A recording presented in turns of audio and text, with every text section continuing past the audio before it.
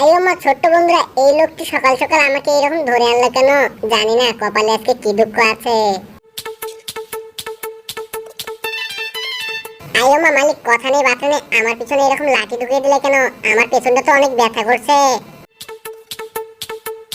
আইও মা মালিক, তুমি কি আমাকে পুড়িয়ে মারবে নাকি? হ্যাঁ, কালকে আমার বিয়ে, আজকে যদি আমি পুড়ে মরে যাই আমার বউ তো বিয়ের আগেই বিধবা হয়ে যাবে। আরে মালিক, আমি তো কালো হয়ে গেলাম, এখন তো আমার বউ আমাকে আর পছন্দ করবে না, এখন তো আমার ফেরান লাভলি মাখা লাগবে। আয়ো মা মালিক দেখি আমাকে কেটে একদম কুচি কুচি করে ফেললো গো। যাই হোক বন্ধুরা, তোমরা ভিডিওটি লাইক করে চ্যানেলটি সাবস্ক্রাইব করে দাও। মালিক এগুলা কি করতেছো তুমি? এগুলা দেখে তোমার বমি চলে আসতেছে, কি করবে তুমি এগুলা দিয়ে?